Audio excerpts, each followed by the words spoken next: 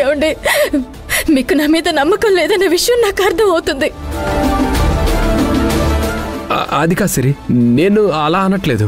మీరు ఎలా అన్నా నాకు గతం గుర్తుకొస్తే మొదట మీతోనే చెప్తాను కదా. అది తెలిసి కూడా గతం గుర్తొచ్చిందా అని మీరు నన్ను అడిగారంటే నా మీద మీకు నమ్మకం లేనట్టే. నా మీద మీకు నమ్మకం పోయిన తర్వాత మీ భార్యగా నేను బ్రతకుండి వేస్ట్. సిరి, నీ మీద నాకు నమ్మకం ఉంది. నమ్మకం లేదని నేను ఎప్పుడు చెప్పలేదు. అంటే నా మీద నమ్మకం ఉండి అయినా నీకు గతం గుర్తు రాలేదా అని అడుగుతున్నారంటే నన్ను అనుమానిస్తున్నారనే కదా అర్థం. అయ్యో దేవుడా, ఏ భార్యకి ఇటువంటి కష్టాన్ని ఇవ్వకయ్యా. ఈ ఇంట్లో ప్రతి కన్ను నన్ను అనుమానిస్తూనే ఉంది. పోనీ ఆ గతాన్ని నువ్వైనా నాకు గుర్తు తెప్పించు, లేకపోతే గతాన్ని మర్చిపోయిన ఈ బుర్రనైనా బాగా చేయదేవుడా. అయ్యో అయ్యో దేవుడా. అమ్మ సిరి, ఏంటమ్మా ఇది? ఎందుకలా తల బాదుకుంటున్నావు? నాకు గతం గుర్తు రాలేదా అని వీళ్ళని అడుగుతున్నారు అత్తయ్య.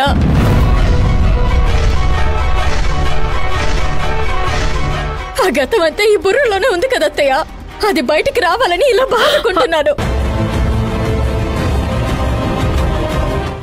ఏంట్రా, ఏంటి మీ ఇద్దరు కూడి సిరిని ఏం చేద్దాం అనుకుంటున్నారు?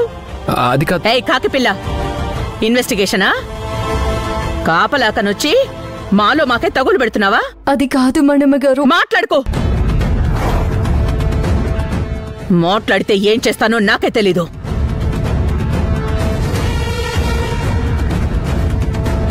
రేయ్, నీ బుద్ధేమైందిరా? భార్యకి ఏ బాధ కలిగినా, ఏ సంతోషం కలిగినా, ఏం గుర్తుకొచ్చినా, ఏం గుర్తుకు రాకపోయినా పంచుకునేది భర్తతోనేరా. తను కోరుకున్న ఆ నమ్మకాన్ని ఇసువంతైనా కలిగించావా తనకి? అది కాదమ్మా, నేను నాకు తెలుసు.